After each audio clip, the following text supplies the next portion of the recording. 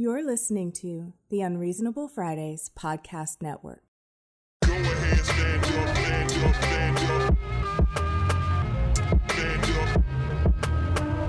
Stand up. Stand up. Hello, everybody, and welcome back to another episode of AddSpace, ADD Space. I am your substitute teacher, filling in for one Aaron Rand Freeman, Justin, LJ90 on Twitter, and I'm joined by the illustrious proprietor of ADD Space, the CEO, CFO, COO, HEIC. You can't remember. Head NB in charge. Bacon. How's it going? You can't remember all of it. I can't remember all of it. One of these days, I'm gonna in the Discord. I'm gonna make a role for each single one of them and assign it to myself because it just keeps growing. Hello, it me. Hi. We have a special guest and we're spearheading this one because the Aaron Rand Freeman is so busy, but we got him. We got his back. However, he still has to edit this. Hello, Aaron. This is a message to you for later. Hello. From the past. This is a message from the past to future you. Well, present you. To us, it's future you, but to you, it'll be present you. Hello, Aaron. Hello. We're going to get so much shit about this later, so we have to make sure we also, throughout this recording, throw in a couple moments where we can talk shit about Aaron, but in that loving friendship way that only Black people can do in a way that's really funny. We appreciate you, big dog. Alrighty. And the third voice that you have heard, our special guest, we thank him for joining us. Jeffrey Rousseau from Game Industry. How's it going, sir? Hey, hi. Thank you for having me. I'm glad that I'm finally on the pod. I've been trying a few times before, to be honest. Well, see, now that we know, we're adding you to the list. Like so you can expect some men in Hello Kitty masks to show up to compel you to join the podcast from time to time. That is how we get people to get on here. Like, apparently just some men in masks show up. Justin is now officially here of his own volition. It took some time and some convincing, but he's here. Yeah, and you too can be here. Well, I would definitely like to earn my keep. I really want to just be like that cousin that just shows up every now and then and say, hey, what's up? How's it going? How the vibes? You know. Hey, you gotta have a vibe check. No, you gotta have a vibe check. True. But yeah, as you've heard, my name is Jeffrey Rousseau. You may not know from the sound of my voice, but I'm a Black game journalist. Ooh. They exist. They're out here. We know one. Yeah, I'm based out in Florida, South Florida. My condolences. Yeah, you can. That is fair. That's all I gotta say to that. You can find me on Twitter at JR Potential. That's my my initials and the word potential, all one word. You should see me. I changed my avatar. I should be wearing braids, but anyway, I'm here. I write about games for a living, and I don't necessarily tweet much about them. In fact, you wouldn't know where I work if you just went off my tweets because I'm a strange cat. But anyway, I'm here. Thank you for having me. I have noticed that, like, when my people's like get in the industry, like before they would tweet about games, it's like, yo, that's what they're interested in. And then once they get in the industry, it's like, yo, it's kind of hard to tweet about this stuff now that I'm like in the industry. The more serious answer to that is I don't I don't want to I don't want to give the impression, at least online, that my job in that hobby is everything that I think about, because there are other things to talk about that are going on. Um, and I also don't want to do that branding thing where it's like, oh, this is all this guy knows. No, as both of you can attest to, there's a lot of thoughts rambling around my head, and they're always playing around. And that's why I write, not just games related stuff, but like just things in general. But yeah, that's just really an effort to like I guess the best way I could describe it is that's also like a healthy practice of me making sure that I keep a boundary of like what I'm doing online. Because the thing is, after I'm done with work, like I log off like Twitter and stuff like that. Like I just shut off the app because I don't want to be on there more, and then I just don't want to I don't know, become like a gaming personality when I don't necessarily have to be. Not that there's anything wrong with that. It's just that I just try to be mindful of like there's other things I just need to focus on and do to help me just be I guess a better or more well-rounded person. At least I try to be anyway. I mean, I still fail like anyone else. Um yeah, that's the serious answer to that. Yeah, it sounds like you're just trying to like one not be pigeonholed, because that does happen, right? Like especially to Mm-hmm. especially to folks like us. It's like, oh, you're a black person in games. You are now the black person in games. It's like, nah, I don't want to do that. Like I have other interests. I Yeah. have other thoughts, and just keeping that like you said, that healthy boundary and just that healthy mind space. Like when you said you log off Twitter, I've realized I became a much happier person when I stopped using Twitter. Right? Like when the minute I stopped using Twitter for anything more than a means to check up on people I'm cool with without like actually texting them, oh, I became such a happier person. Mm-hmm. Yeah. Yeah, that one I've definitely had like a hard time with. It's gotten a little bit easier since I've like started going pretty deep into gaming communities in general. 14. But because I am disabled and I've had chronic pain for so long, I was already self-isolating like before COVID hit. And so like Twitter has always been like my means of communicating like and seeing like what's going on. But I have definitely pulled back on the how much consumption, because that shit will have you losing your damn mind. Yeah.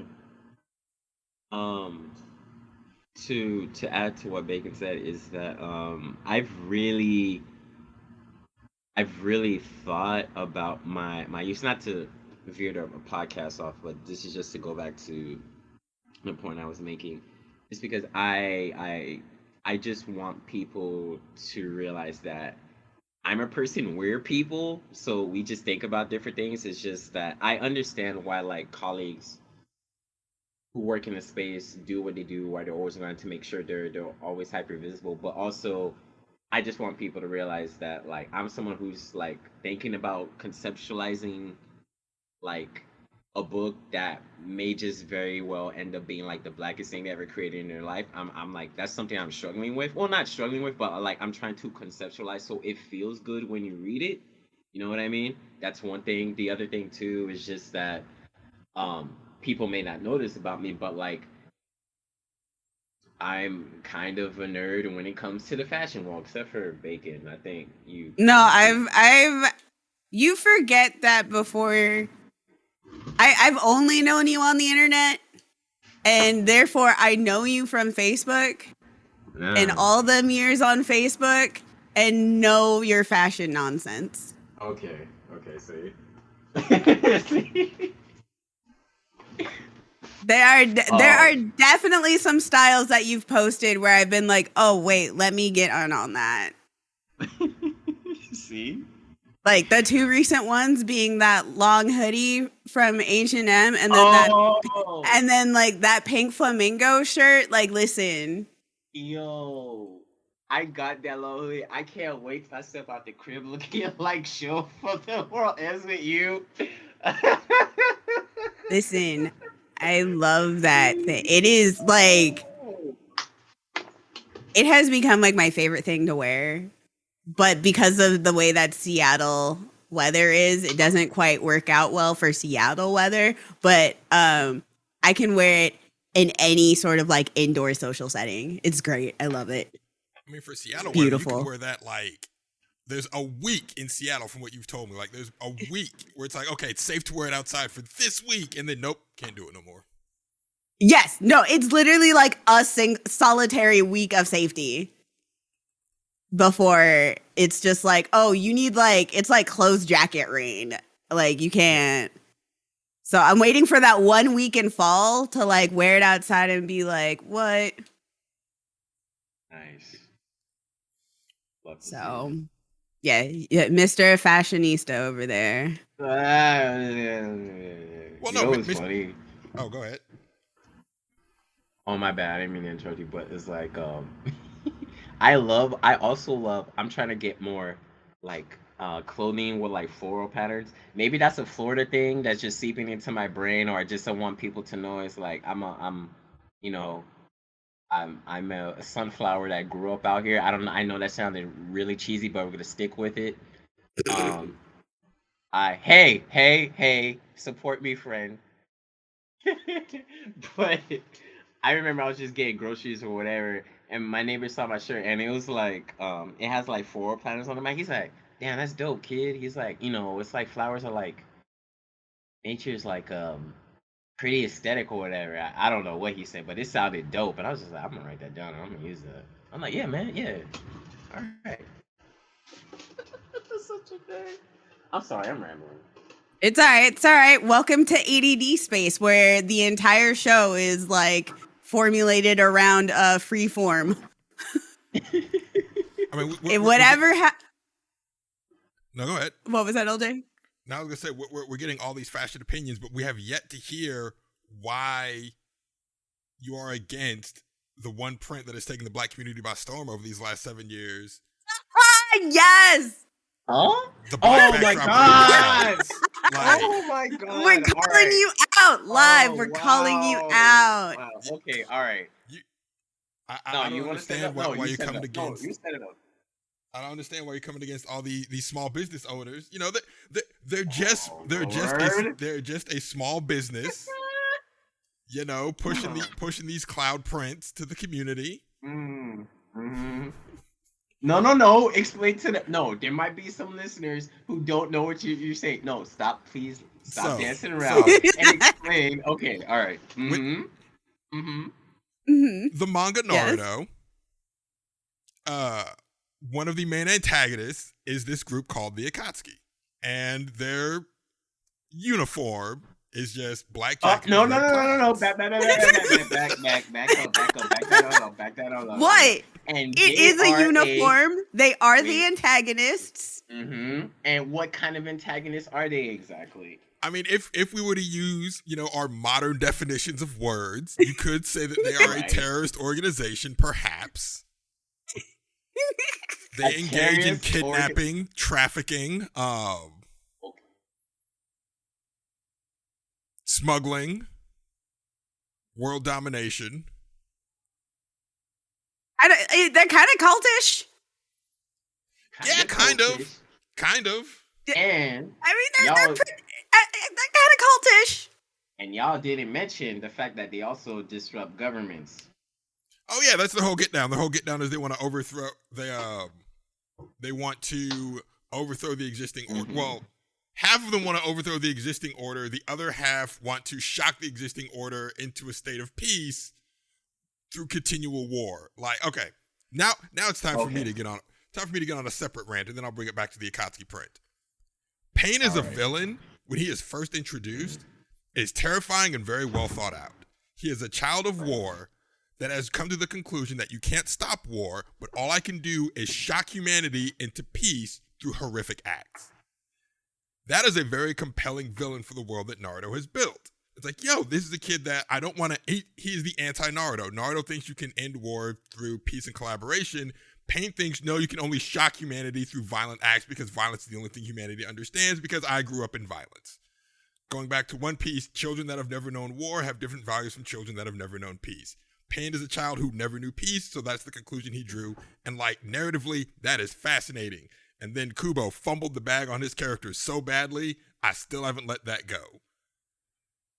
You mean like every character he's done? gosh. Like the whole goddamn series? Sorry, that's a different tangent. We've been down that road. Neji dies in the arms of a medic screaming for a okay, that's another thing I can't let go. Neji dies with someone crying like, medic. I'm like, you're a medic. Ino is a medic. You're Ino a is fucking medic! He forgot the ounce of character development he gave Ian anyways.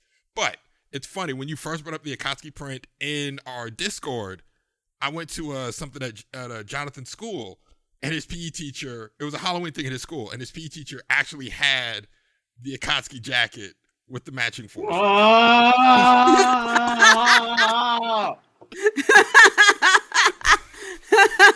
This is okay. Listen, if the good guys just fucking knew how to dress, this wouldn't be an issue. I admit that there is nothing that they have that looks as fresh as that. But again, the black community is in a chokehold. Because it looks cool. I know. It does look cool. But again, we are repping ninja terrorists.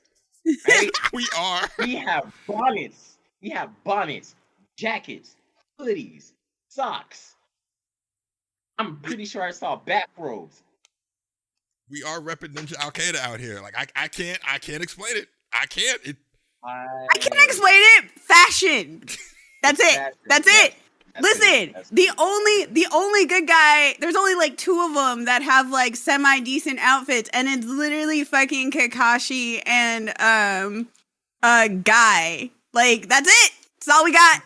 That's all they got. Everybody, like, why would anybody fucking run around in a goddamn orange jumpsuit? What are orange jumpsuits? And it's hideous. It was hideous when it was first designed. You mean jail?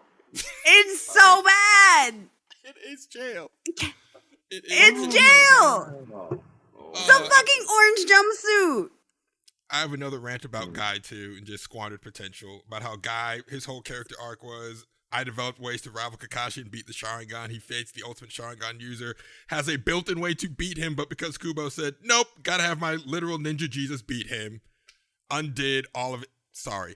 Why does this still bother me? It was 10 years ago. Why does this still bother me? Because it's bad writing and it's popular. Yeah, because Naruto has a death grip on the anime community for reasons I don't understand. It's not even good shonen.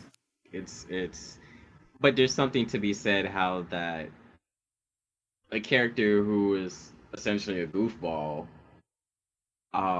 legitimately, when it came right down to it, was strong enough to fight evil ninja Jesus, but like fell short because of plot reasons. Yeah, Guy has It's bad writing. He had a built-in victory against Madara, and it would have brought his character arc and death to a like. On paper, in theory, that is brilliant writing. Right? Like he did it. He through nothing but his hands, because like the techniques he used is just straight up taijutsu. Guy can use ninjutsu, but he's like, why would I do that? The Sharingan just copies all ninjutsu. I'll just put these paws on you, because you can't copy these paws. And it worked until it didn't.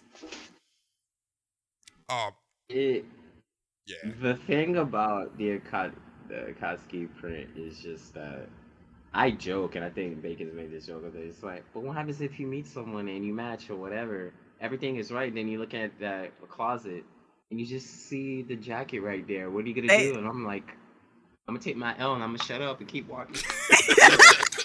Right? Which L? I'm a chick. Hey. Okay, all right. I opened the door on that one, but anyway. Well, when you aren't giving out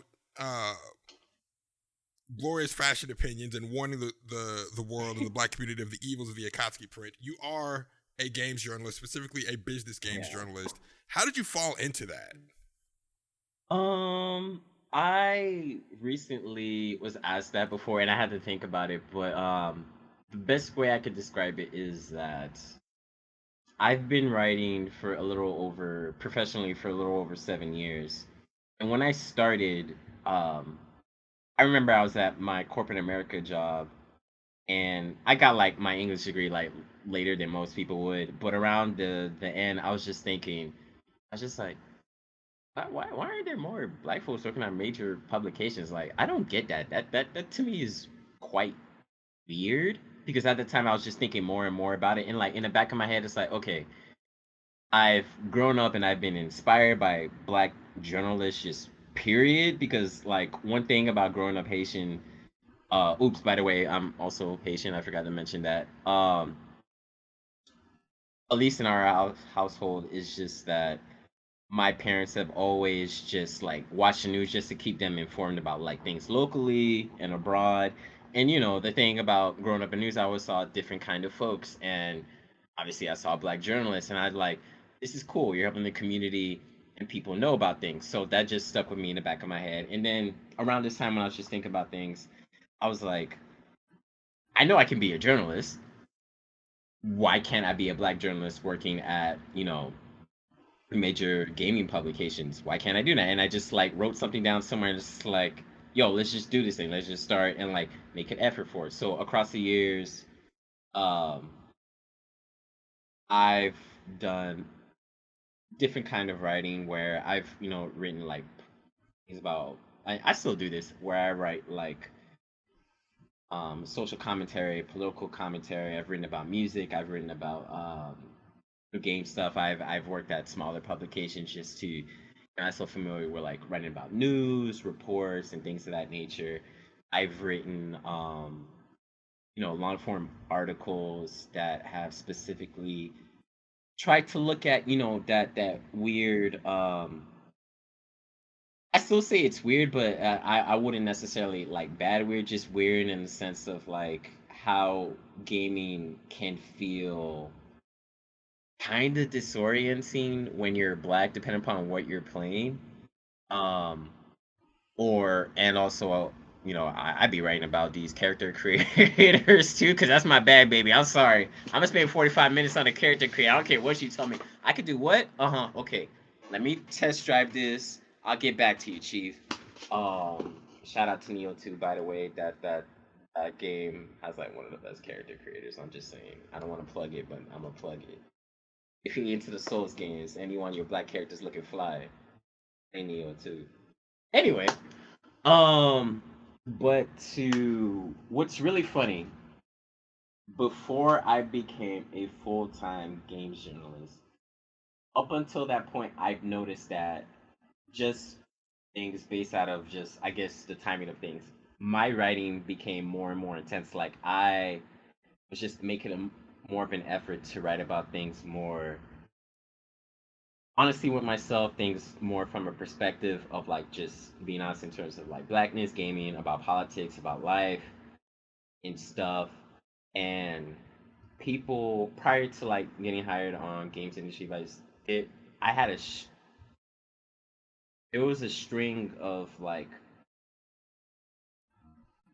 I would say that I've had multiple articles show up on multiple publications before I got hired with games industry database within, I want to say, like 6 or 7 months. Like I was on Fanbyte, I was on Ars Technica, I was on Polygon, I was on US Gamer. Anything else? I want to say that's Didn't it. you write the one on Barrett's voice?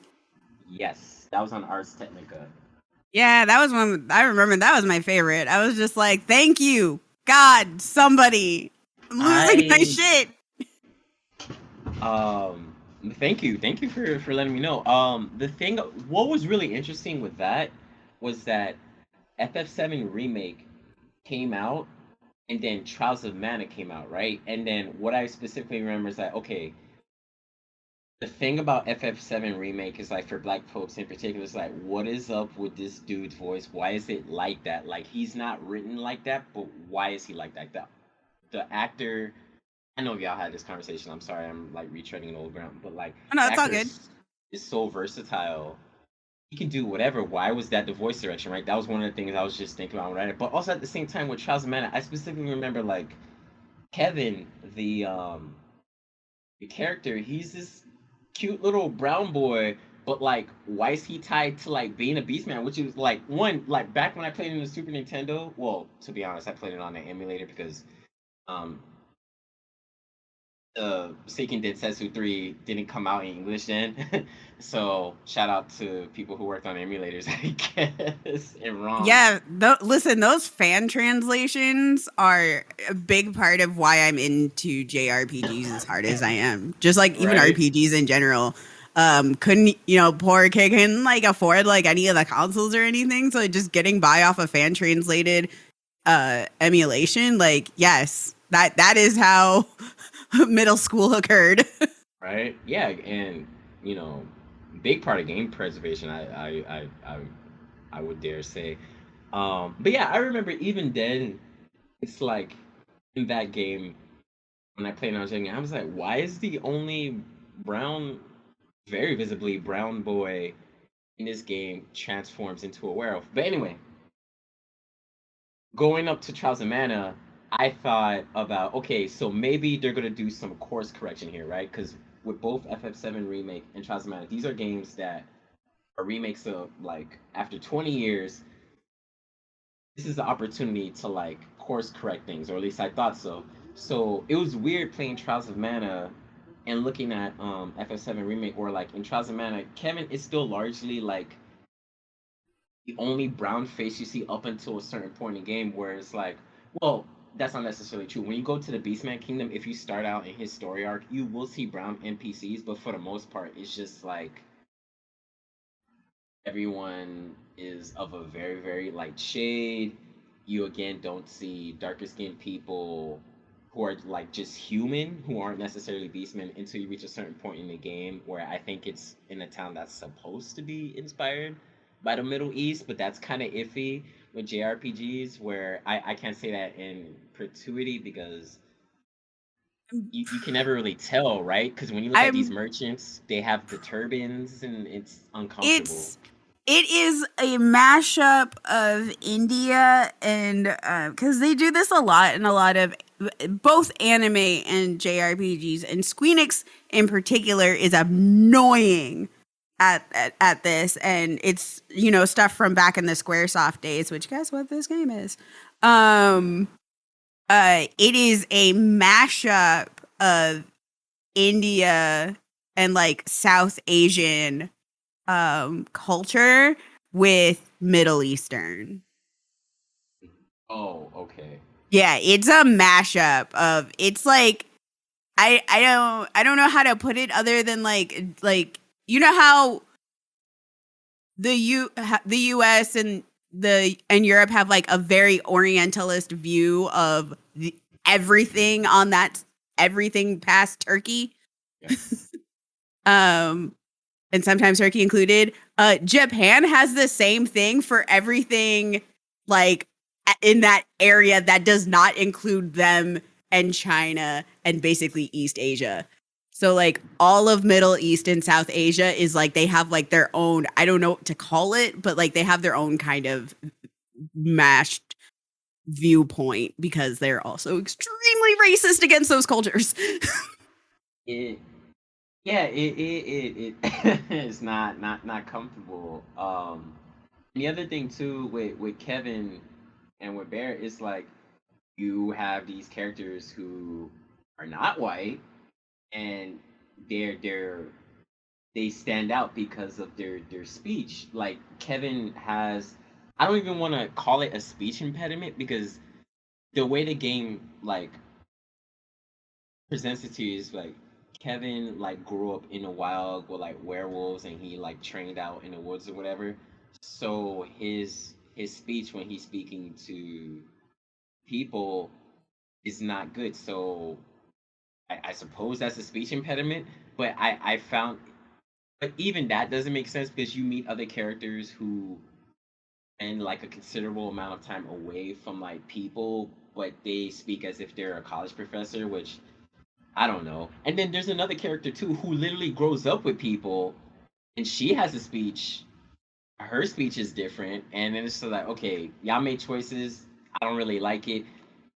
Needless to say, in that article, it's like I looked at what they did, and the choices that they made with these remakes still didn't really land um, well for me. Um, the games themselves do play well. Like I still would say you should play Trials of Mana. I know that's been out for like a few years now, but it's a really well done game.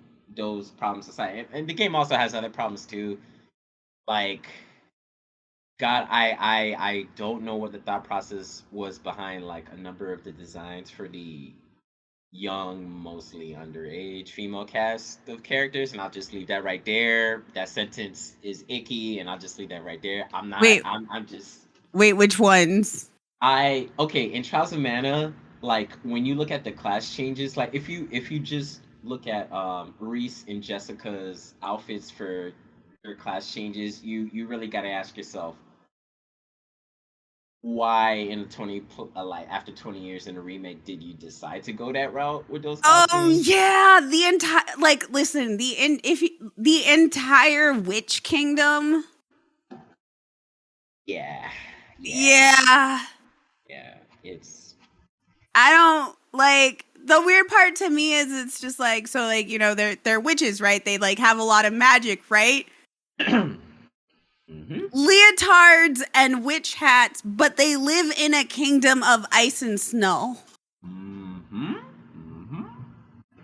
And it's like legless leotards.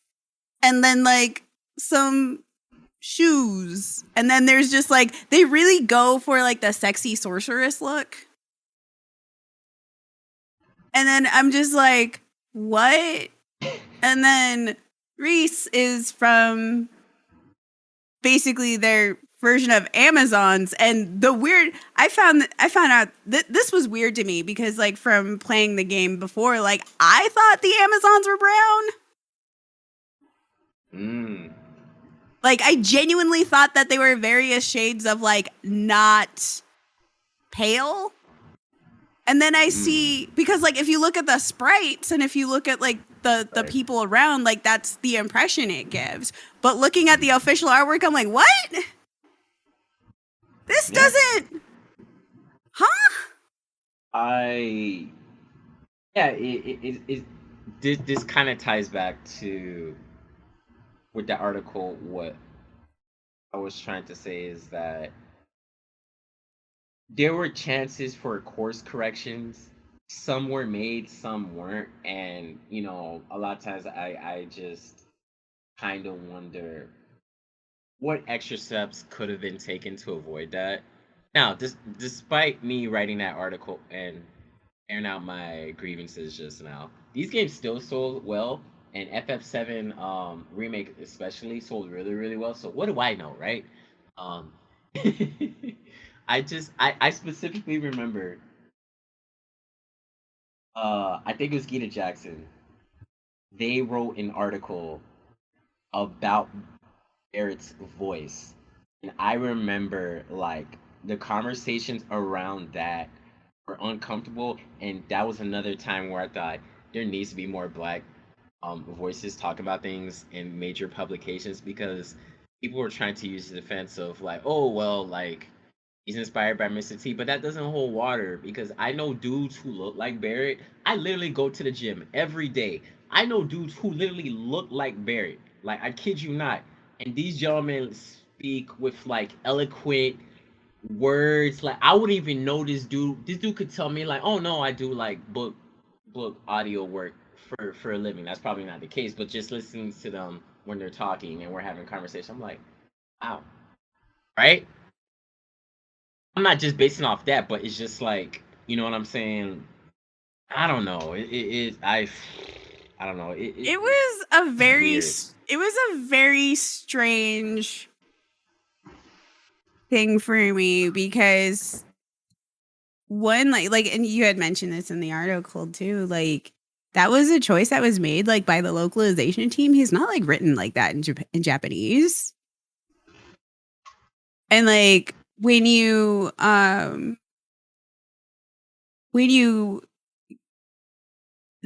the things that he's talking about, he has, like, a very academic understanding of both climate, economy, government. Like, he has, like, a very sophisticated viewpoint on all of that. And then it just gets, and extremely valid points, and then it just gets buried under literal minstrelsy. Yo, It's so offensive. the thing that really blew my mind was that there's that point, I forget which plate it is that you're doing, and he's in a party, and the homie literally is just like humming and singing, and I'm like, and I know that's just me projecting, or maybe not, I don't know. And it's just like, why is the black man offering the comedic relief at a time so serious? Things like that, where I think maybe in a remake it should have been someone else that did that. I don't know. Well, also, like, Yeah, to your point on that specific scene, he doesn't do that in the original. And the comedic moments with Barrett don't happen until Red 13 joins. And the comedic moments are more of, here's Red 13 and here's Barrett. Their personalities mesh very well together, but they're still pretty opposite. It's like an odd couple, but what if the odd couple actually got along? That's where the comedy comes in with those two, and that's where you get your comedic moments with Barrett, just playing off of Red 13. Right? Like, the choices that they made with Barrett in the remake were intentional and understandably uncomfortable. I would hope, well, I would largely be leaning upon y'all and other folks that they address that in part 2. I hope, you know. But to go back to the larger question you asked me, so it's like, I wrote these things, and lo and behold, I saw, hey, we're hiring at games industry, that biz, whatever. And up to that point, I've been sending out applications for months, right? Because I'm still working in corporate America, and like after everything that happened in 2020, I got really burnt out, and I really sat with myself and I thought about, I don't really like what I'm doing. It doesn't make me feel good. I at least want to be in a position where I'm using a skill specificity, series of specificities. That's not even a word. we're Lizzo Anyway, up in here. It's fine. all right, thank you. That I have, that I know I can, at the very least, help inform people about things that seem complicated, but honestly just peel layers away and help present it to it where they can understand things, and help them also know that the people who do that job, it it's not the same face, because even now if you Google games journalist, you're not gonna see my face. It's, I'll just be honest, you're not. So anyway, one thing I would like to know before I thought about applying there, I remember when things were happening in 2020 as well, they were one of the few publications that admitted that we're talking to more people to help things be more inclusive with the industry, and they've been doing that for a while, even before 2020. But like, you know, they made a point of saying, at that time the team didn't have anyone that was black or brown on it, and they like said that, you know, and I remember throughout 2020, I was reading like a number of publications and verticals who very much do not have anyone on staff who's or black or brown. Still, I did not mention any word about that, but yet I'm seeing them write about Black Lives Matter and stuff like that. And I'm not saying that there's anything wrong with that, but I'm just saying, when there's all these talks about being more representative of the people who play games, the culture behind that, who's buying these games, and everything around that, when you don't really have people from all these backgrounds that could give so many great, perspective at major publications, I think that that's a great opportunity for things to just get better, and that is happening. I'm not saying that it's not. It's a slow change as well as on top of everything else. Anyway, long story short, I said something to the effect like that during my interviews, and here I am. I'm a Black game journalist. One thing I would also like to add, I would have not felt empowered to do that if it wasn't for like the communities I was in, like talking to y'all, Aiken, Nerds of Color, um, the other groups that I'm in, just cool people like my mentors who literally just said, why can't you do this? You clearly have the skills. Just because your name is not like um I don't know who's someone really big like IGN. What makes you think that you're not as good at their jobs with that? If it wasn't for stuff like that over the years, and me just like really pushing myself to improve as a writer, I don't think I would be in a position that I am right now. So it's definitely in like not just something that I did, but I was inspired and encouraged and empowered by other people. And I would be remiss to not mention if it wasn't for them, I wouldn't be here. So this is me saying, if it's not for y'all, I wouldn't be here. So Yeah. Hey man, that gratitude. Thank you for that. And I'm glad you are here because one thing that you do really well is you take those concepts and you demystify them and you break them down. And I actually wanted to talk to you about two of the things. Well, one thing that you wrote to sort of break down and demystify. The other is just hilarious, and we can talk about the hilarity of the situation. We're going to go back to Squeenix because you wrote something about their quarter one sales and how their quarter one sales are down, their units sold are down, but 14 is up. And me, as someone that has only a glancing knowledge of the industry and how it works, I saw this and I was like, okay, so what does this like? What does it mean when these companies have their investor meeting, their quarterly investors meetings, their quarterly investor calls, and they say things like, "Hey guys, sales are down."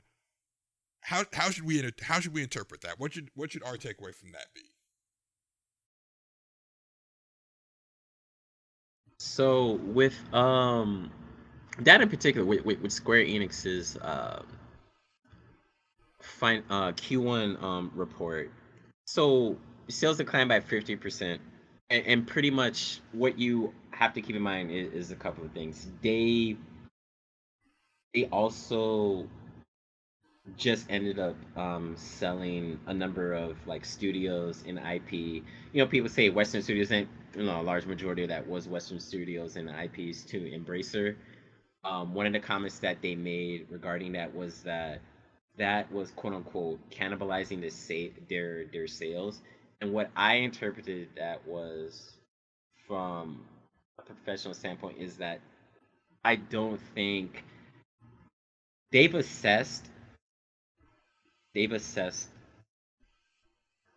their return on investment, and I would just say it wasn't giving what it was supposed to give, right? I think that's the simplest way I can answer that part at least.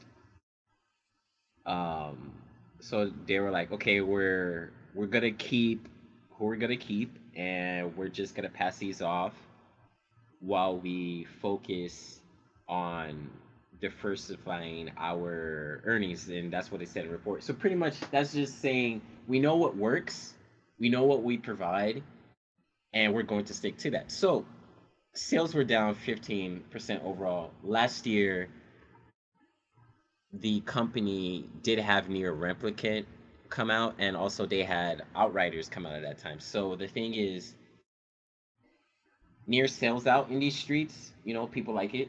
I forget how much it sold. I don't know exact numbers. My apologies. But any year after a release, unless you have another release that's coming in, those numbers are gonna tend to be down because you know, don't have a new game that's going to increase sales. But like you said, one of the things that you certainly have to look at is that for their HD games, it was down 52%. That is not good. Even on a back end of like, hey, you know, last year we sold all these games, whatever. That's not good. But also we have to remember that this is a company that reported record numbers when FF7 remake dropped, and you're not striking lightning like that all the time, right? So there's like, you got to keep that perspective in mind. Also at the same time, their mobile and PC browser game section is doing well for itself because, well, it's doing well, quote unquote, because it decreased by 17%, but still, like, that's a section that's also still alive. It saw Echoes of Mana release, so at least it has one other new title. But what is on a positive end is Final Fantasy 14, and I think you both can attest to the fact because I think both of you play it. um, that is one of their strongest, well performing products. Like, without saying, you know, it's seeing an increase in users. That's great because a live service game. Are we cool with saying calling MMOs live service games here? I don't I know. Some mean, people feel worried about that. I mean, MMOs by nature are live service games, but I do have a tendency to keep them kind of separated, if that makes sense. Okay. Because if we think of it as like MMOs are like the original live service games, you have live service games that are not MMOs. Okay. Okay, so I should say MMOs. Okay. No, go ahead. Sorry. And then you have the ones that are like trying not to be MMOs, but finally realize that they are. Destiny. I'll never forgive that. I will never. That was just you wasted years trying to fight the MMO title. But I mean, like, you have games that are like online, and have like, you get new content like delivered to you online, but they don't technically quantify as like MMO genre. They're like this weird hybrid. Okay. So yeah, I should definitely stick to MMOs because, like Bacon just eloquently said, um, those different distinctions are very distinct, and I don't want to overgeneralize, so I will say just MMOs. So yeah, FF14 is doing well for itself, for the company, and it's pretty obvious that how many times you've probably seen ads for that game just doing whatever. The ad is a literal meme. See, yeah. I can't repeat it because I just don't have a brain like that, but like, it is a literal meme. You know, you see like people do like the copy pasta thing where they just repeat it everywhere. Mm-hmm. If you are in any Final Fantasy 14 community, you've seen that like 18,000 times. Word. Yeah. And yeah, so FF14 is doing as well. So what's important to know as well during that report, they reported that overall, both its downloaded and packaged games like dropped 57%. That is also not good for a quarter, but also to keep things in mind, this is a company where that for the rest of the year, I would argue that it's going to be doing well for itself because we were talking about this before recording, but between now and when Forspoken releases in January, they're going to see the releases of Diofield Chronicle, Valkyrie Elysium, Nier Automata is coming out on the Switch. The game that Bacon is interested in called Harvestella. Harvestella, is that right? Something like Harvestella. that. But listen, I just need to know if that game has dating. Please find out for me. Thank you. I have that written down. I will find out if there's I'm gonna dating. need you to jam up. I'm gonna need you to jam up a rep and find out for me because I need to know. The community needs to know. We gotta find out if that has romance in it. This hard release. Then you have Tactics Ogre Reborn, which is a remake of the PSP game that came out 12 years ago. Then Valkyrie Elysium's coming out on PC. You have Dragon Quest Treasures. You have Final Fantasy VII Ever Crisis. You have Star Ocean, the new Star Ocean coming out. And then you have Forspoken. So that's 9 releases between now and towards the end of January 2023. So I am of the opinion that when the year's done, they should be in a good position. And I don't necessarily think it'll be a bad fiscal year for them, whatever that means. I honestly can't tell you if numbers are, if it comes out to where numbers are, I don't know, maybe 5%, a 5% decline from the previous, that might be considered bad. I really don't know. Another thing about my job is that I don't understand how businesses really assess things. The best I can do is just look at those numbers and try to help people understand things. So once the year is done, we know that in 2023, that's going to be when the newest Final Fantasy installment comes out, and I'm still not quite sure when Part 2 of FF7 Remake will come out. And then I still don't also know the exact, well, we don't know the exact date for the oh man, I'm blanking out, the Crisis Core remake, when that's coming out exactly. So needless to say, I think 2023 is going to be fine for them, but up until that point I also think they'll be fine. But right now, um Final Fantasy 14 is doing well for them, and I think also that because Square Enix is a company that knows what sells for them and what people tend to like, I think they'll be fine. Because among all those games that I've read off, like, you'll notice there's like an interesting through line with them where, we're talking high fantasy, medieval joints, and who doesn't like that? You know what I'm saying? Like, It's a kind of, staple. It's a staple. right? Yeah, exactly. I think they'll be okay.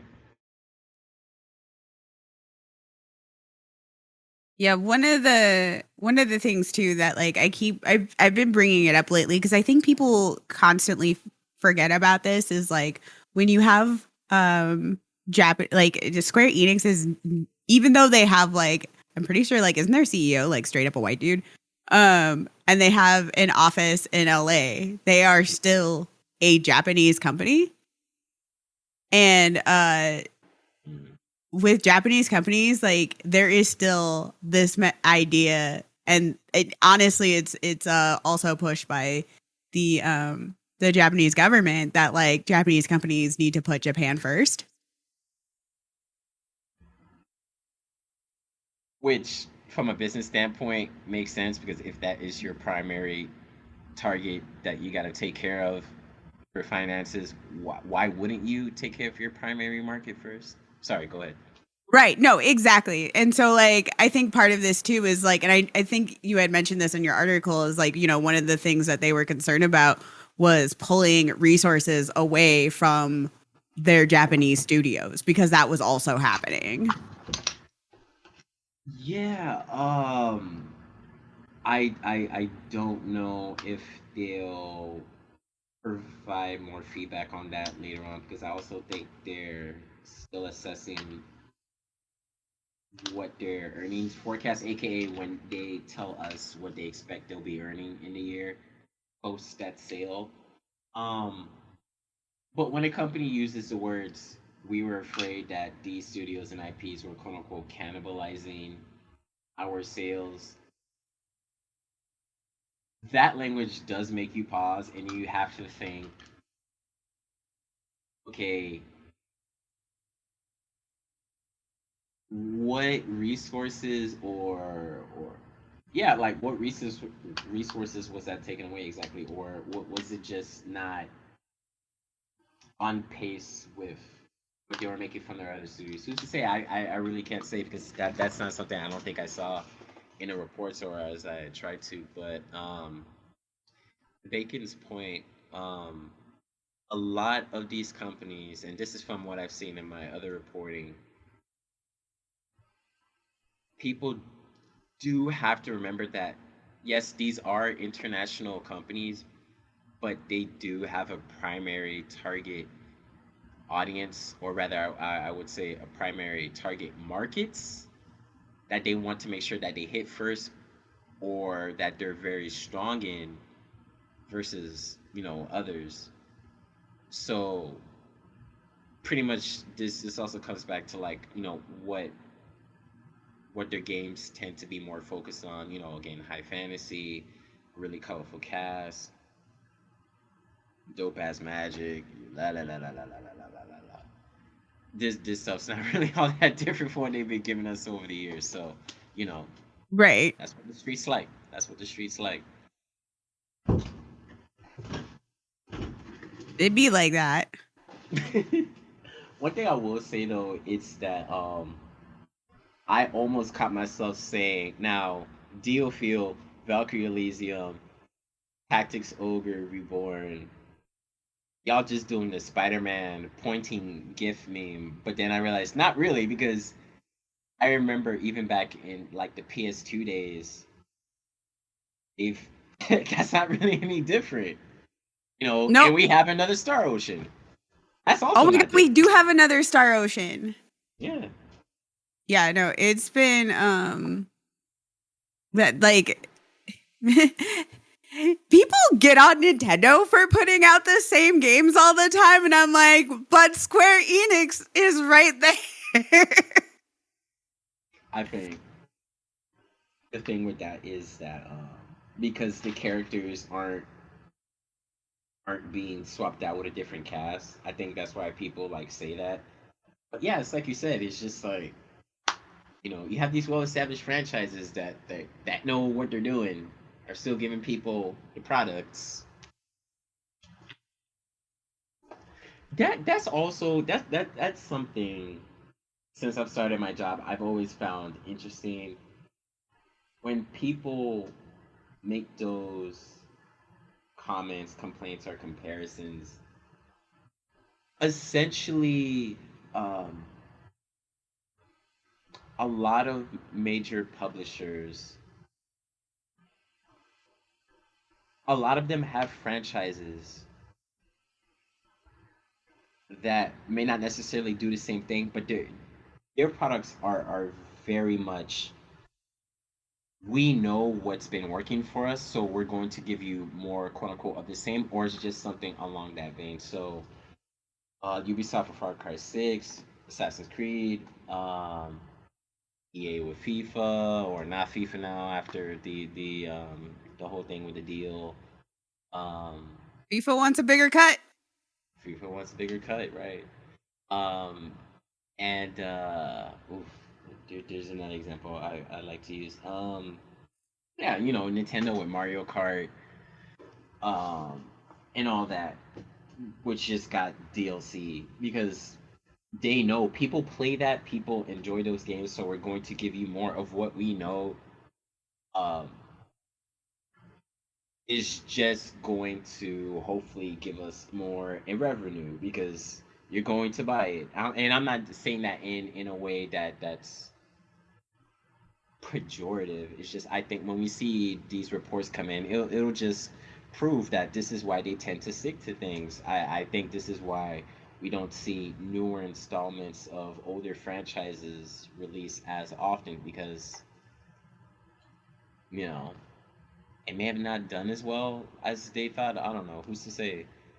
We haven't had a new Watch Dogs in how long? We haven't had a new. I'm trying to use a Nintendo franchise here. I'm thinking of. I can't think of one. Anyway, bad example. Um, Yeah, I don't know. The thing about these reports as well too, you have to keep in mind, like Bacon said, it's just that these companies are very aware of what their targets are and they try to hit them. And when you see these games, you have to keep in mind they are developed and designed as they are because they know what works for them, given their pedigree. So you have to keep that in mind.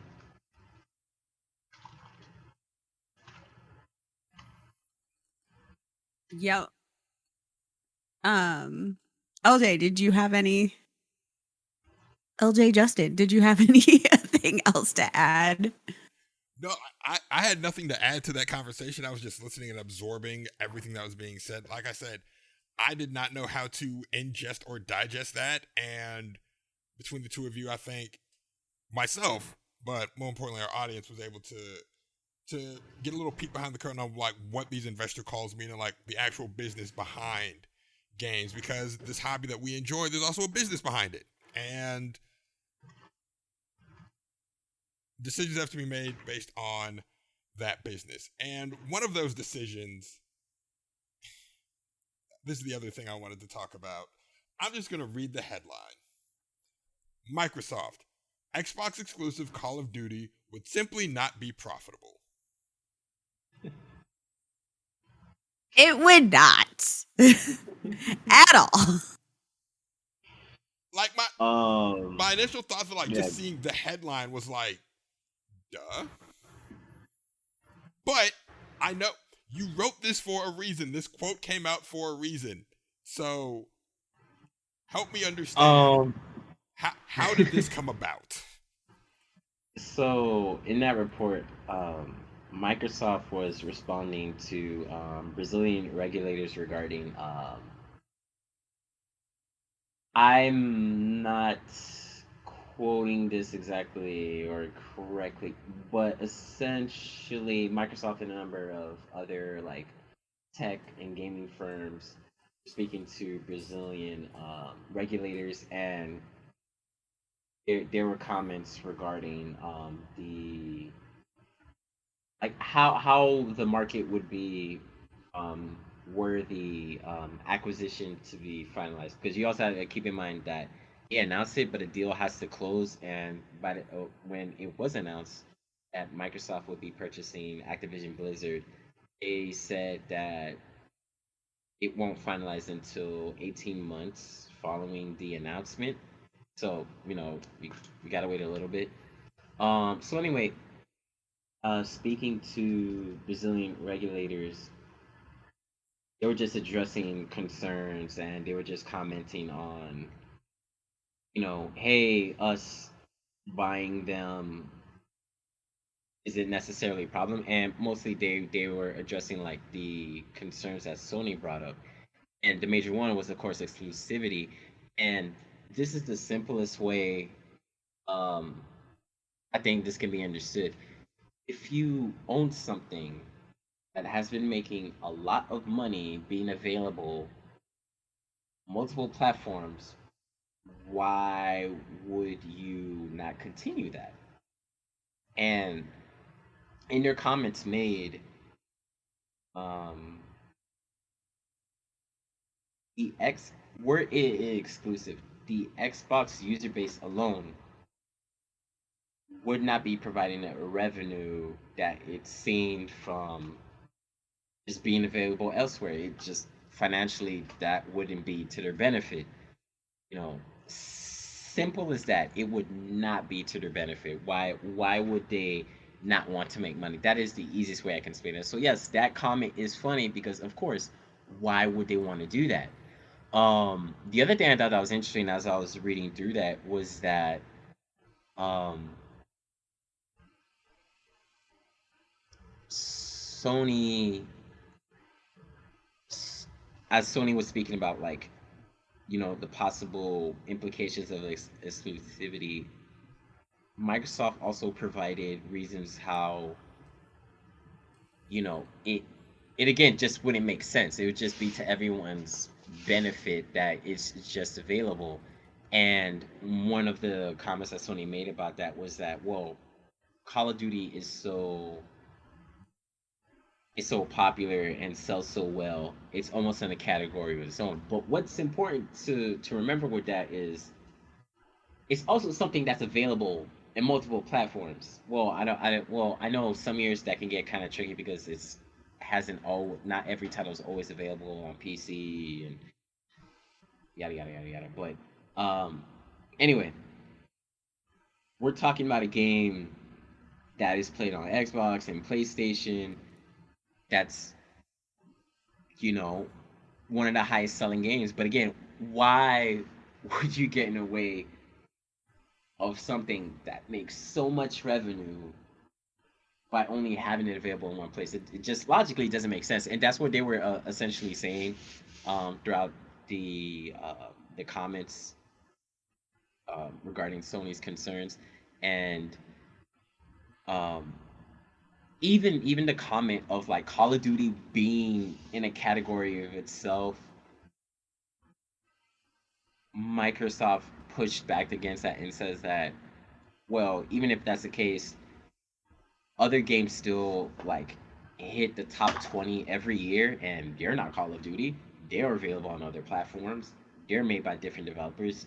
They're different genres. So that concern as well, even that, even we're not even going to make it exclusive. That is something as well that we're not going to do. And to their point, it's right, because when you look at the top selling games, you'll see Call of Duty, but also you'll see other games like FIFA. You'll see a Nintendo games, excuse me, plural. Apologies.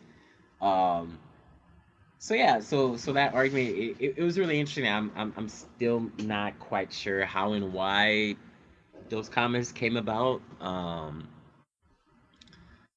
Still, the acquisition of Activision Blizzard to Microsoft is like one of the biggest purchases when if and when, or more likely will finalize. Um,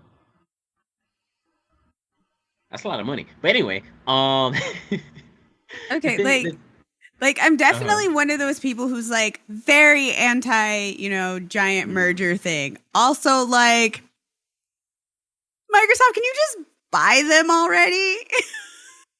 Um, Well, so it, the thing that stood out to me in this was Sony got real panicky.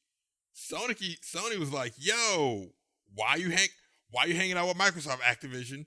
Why you hanging out with Microsoft? You trying to take Call of Duty away? Is that what you're doing? You trying to take away Call of Duty?" It's like, yo,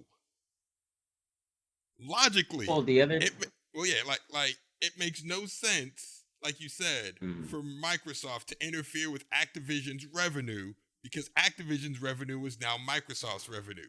They have no motivation to do any of the things Sony is worried about because it makes zero sense. But Sony's Also, acting like they're Microsoft's entire it goes against Microsoft's entire business model. well that too. yeah, they've even said that. Yeah, they even said it's like it would go against our business strategies to do that. I'm Like, going to address what Bacon said. I'm sorry. Microsoft's entire thing for the last like several years has been like get as many Microsoft everything into as many people's hands as possible, and that also means we don't give a fuck about exclusives. Right.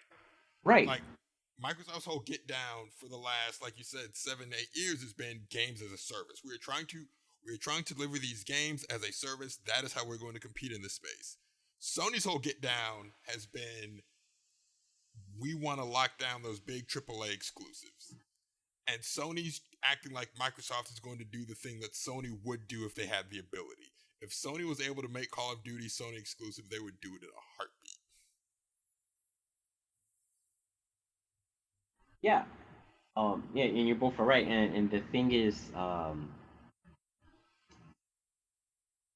with even within the reasons that they provided as to why no, we wouldn't do this, like the first bullet point that you will read in an article says that Microsoft said that it's not a part of its business strategy to remove content from players. So no, they wouldn't do that.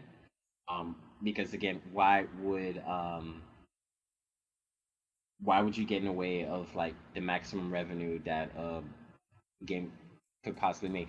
Also, the other thing too, going back to the whole panicky thing, I can't say for certain, but Call of Duty, I don't have the exact numbers, but it does sell really well on the PlayStation.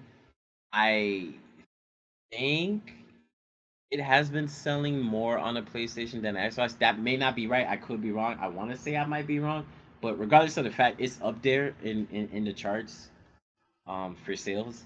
Um, Also, I think when they made that comment like last week, where it was worried about, whoa, if it's exclusive, that's gonna affect like future console sales. I also think like Call of Duty tends to sell a lot with the purchase of like new PlayStation consoles as well. But yeah, I don't have those exact numbers, so my apologies. But anyway, yeah, those comments are I don't know where they came from because financially just doesn't make a lot of sense. Also, to just what Bacon said earlier, when it regarding like competition mergers, the Microsoft acquisition of Activision Blizzard is being looked at. I want to say has been is being looked at by like various trade bodies and what have you. I remember specifically writing just a number of articles. Hey, such and such is just looking at this to make sure X Y Z. So it's not as if like people aren't thinking about that. They are. It's still more than likely just gonna go through, and then what the company looks like after that is a whole different conversation. We could probably talk about whenever that happens. I mean, the most interesting part right now is Microsoft has gone. I'm not gonna say pro union, but they're not union antagonistic, and they're pro working with unions now, which is massive. I think the way you phrased it is perfect. Pretty massive that specifically Microsoft is gonna be leading on that.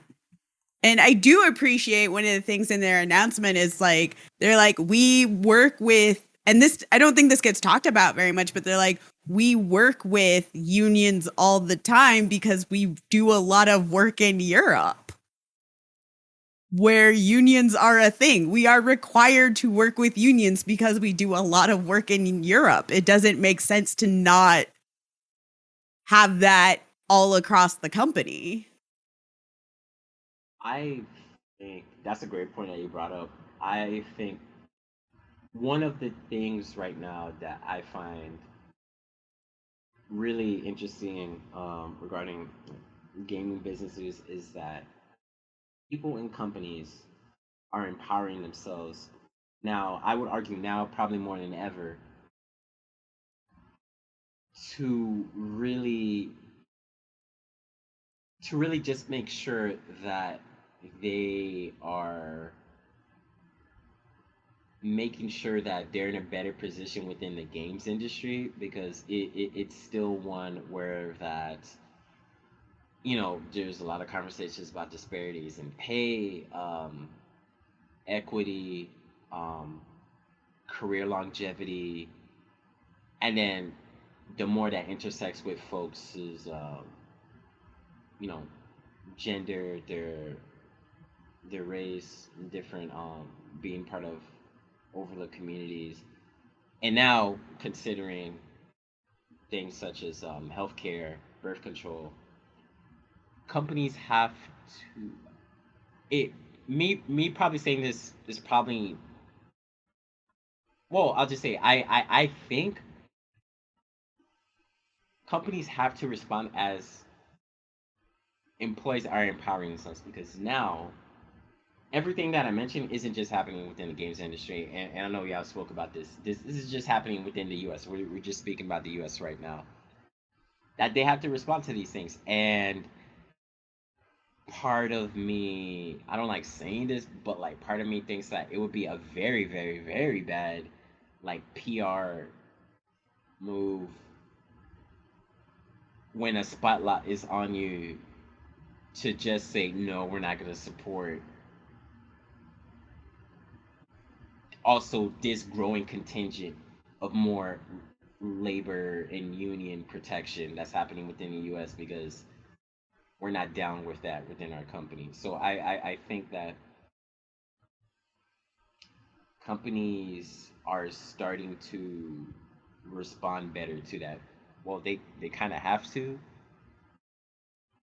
You can't really just fire everybody that wants to do union because the thing is these companies are still run by people and people run the companies.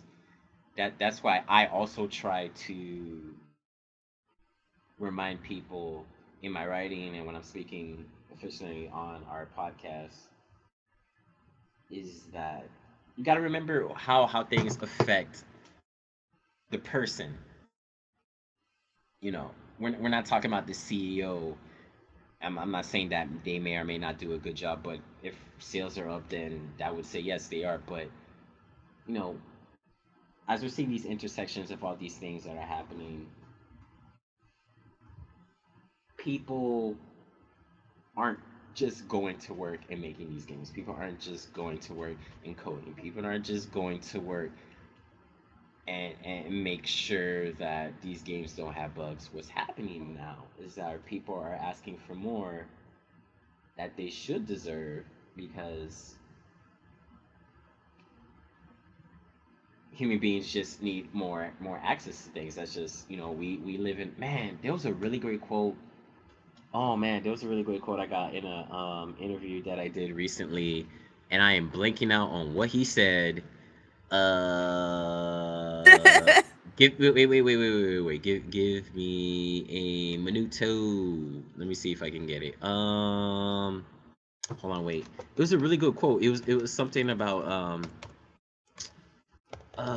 it was something about like resources and what's available. Hold on, wait. Wait.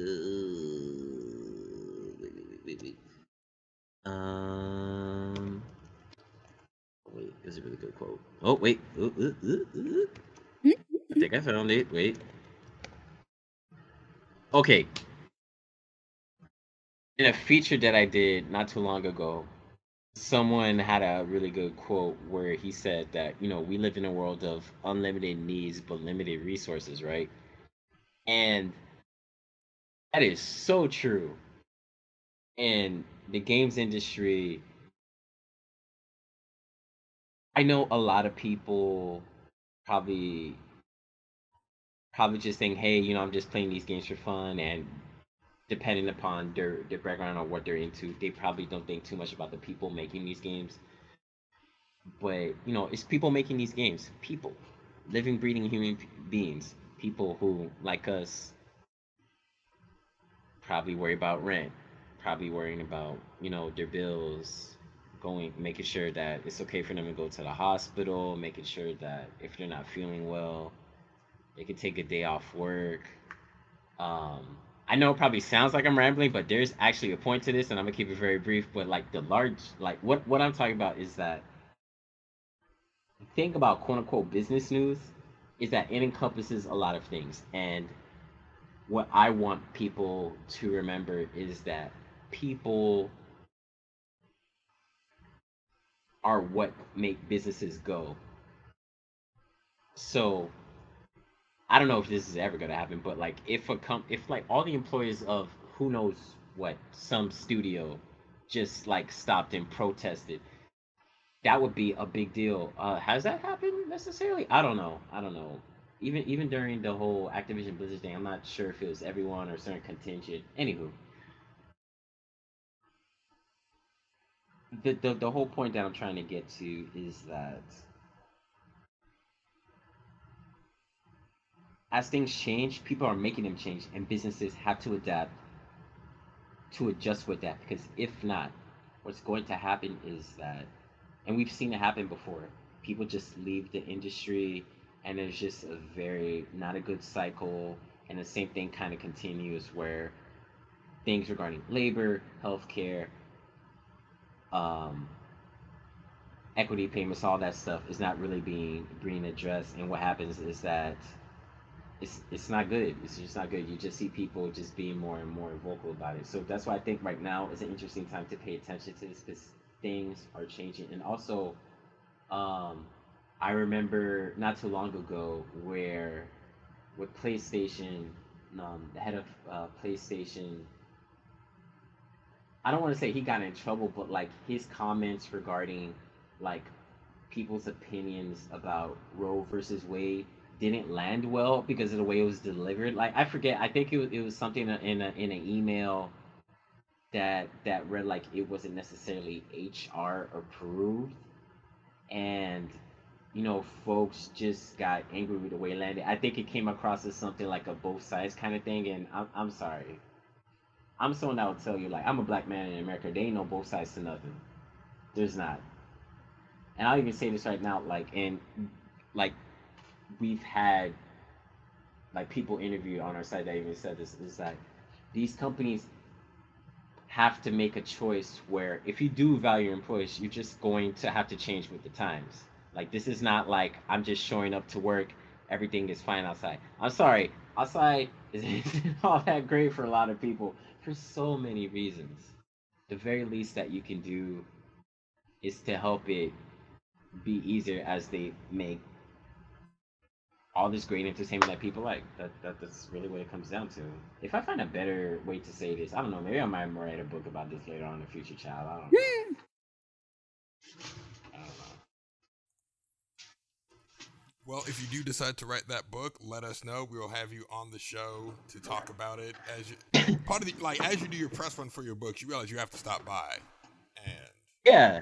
No, for sure. I already told Bacon, like, well, not this book, but whatever the one I'm currently working on, like, I'm just slide them over the copy. I'll be like, all right, I got you, homie. That's for you. You ain't got to worry about buying it. That's it. Straight to your address. Blam, free. And that's it.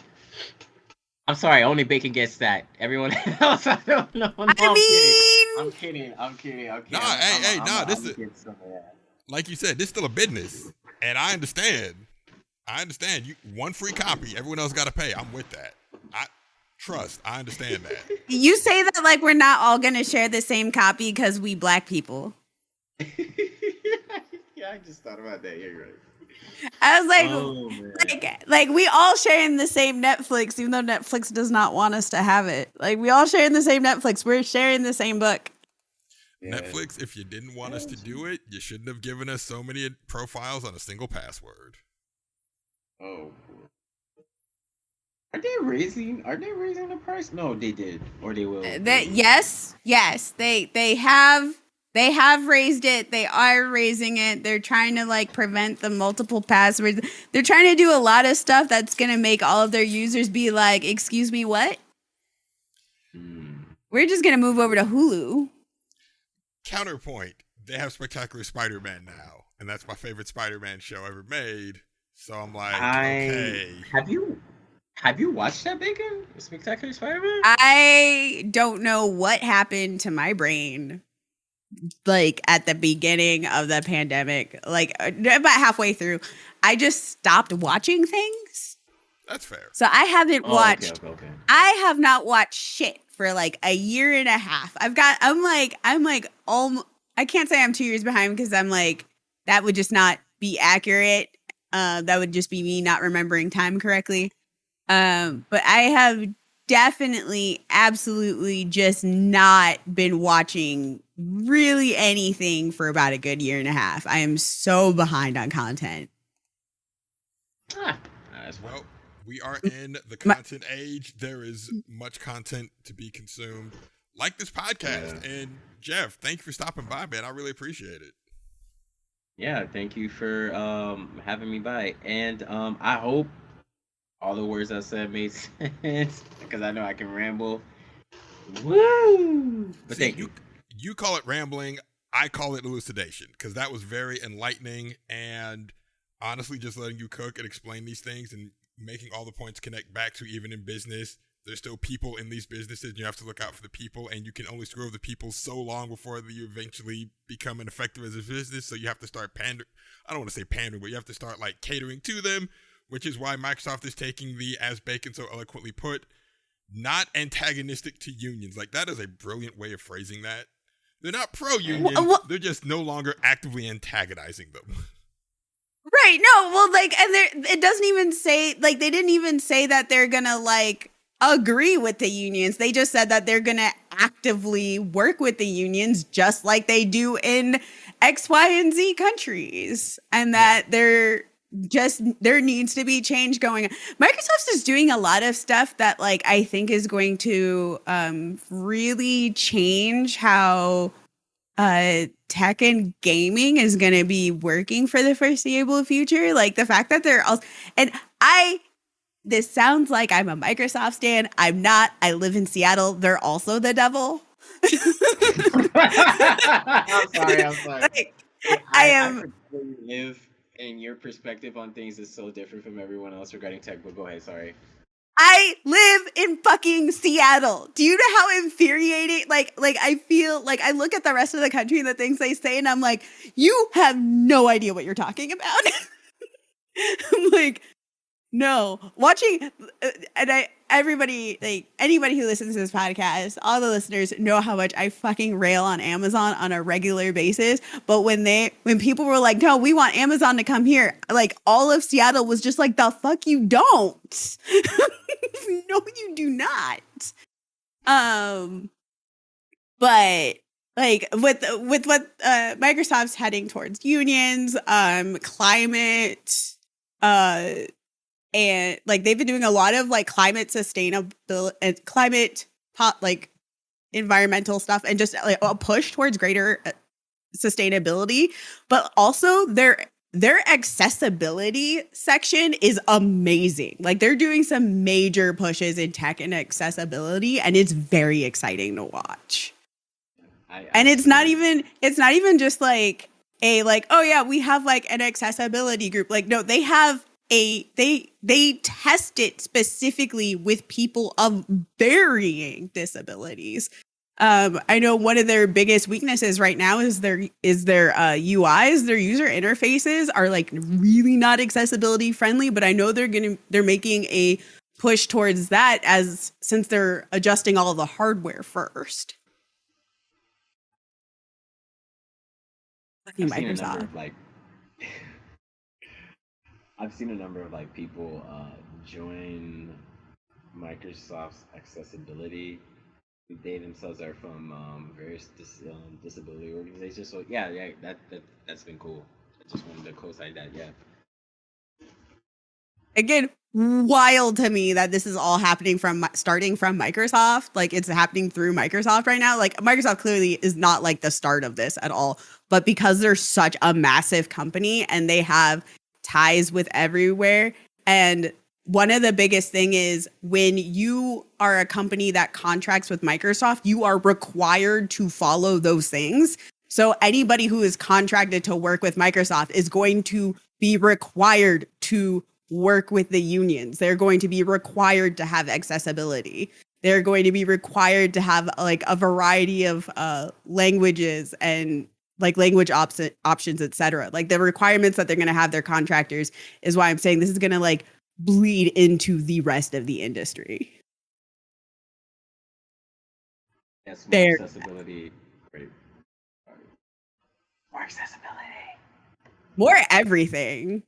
More everything, please. Like, please, with the text. That is my major one. Text size, because I envision a pair of eyewear glasses. It's not even about me, even though it kind of includes me. But please, why? The text does not need to be the size of a bean as we're playing these games on anything. Not on PC, not on the Switch, not on my phone, not nothing. Like, please, just give us the option. If we want them to be jumbo sized, there's nothing wrong with that. It helps everyone, please. Okay. Oh, I agree. Like, especially as like it looks like I have like CFS, so like I have like a lot of like brain fog, and it like triggers my ADHD. So like focusing on anything is super hard, but like I am heavily reliant on subtitles. So being able, if I could like change the subtitle text, that would be amazing for me. Like increase the size of the subtitle text, it'd be a game changer. But yes, thank you so much for hanging out with us, letting us use your government. I couldn't Also- keep my job unless that was the case. Also, once you're getting big, don't forget the little people. Oh no, I'm just stay. Come back on your tour. Say hi. I was gonna reference that video I shared in the Discord. You know the one. You're like, huh? Yes. God, this fool in the Discord is such a goddamn shit stirrer. He's such a problem maker. Oh This is why I bring up the Akashi print like all the freaking time, just to get back at this troublemaker. I have never cared about it in my entire life, and I am sitting out here going, you know what? Maybe I'm gonna get a phone case. I saw the cutest baby photo where the dad had a Akatsuki coat, and I think the baby, they dressed him up as a little Naruto, and I'm like, oh, they're starting him in his black cosplay journey, and then part of me is just like, I don't like this, but I support it because it's cute. Ugh. See, that's how they get you. Through cute pictures and fashionable clothing items, now that child will be repping for Ninja Al-Qaeda. That's how it starts. All right, Jeff, one more time. Where can people find you and your work? Okay. You can find me on Twitter at JRPotential, all one word. You can find my work at gamesindustry.biz if you just want to see not just news about the games industry, but we also have a really great slew of features where we're regularly talking to folks about business and different aspects of the business. Also, we have a great academy feature where we look at different aspects of the gaming industry. It's how do you get your game published? Why do indie games cost differently? Or how can you advertise your game? La la la la la. That's really cool. Really, really informational. If you're ever just wondering about how things work, please by all means check that out.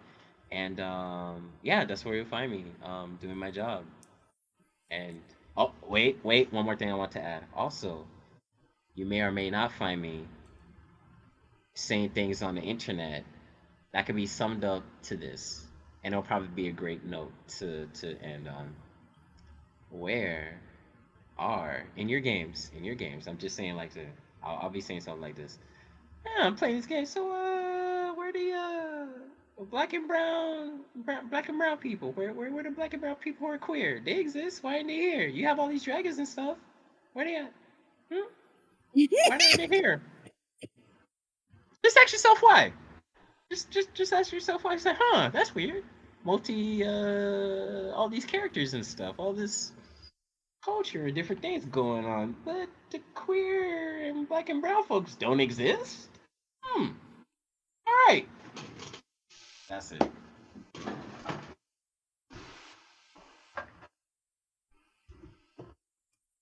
That's actually all right. I'm hoping that's where Aaron ends it, like that, right? Just where the gay niggas at? Where are the gay niggas at? Right, where the queer black niggas at? Where the queer niggas? Where are they? I would we are a large amount of people. Where we at?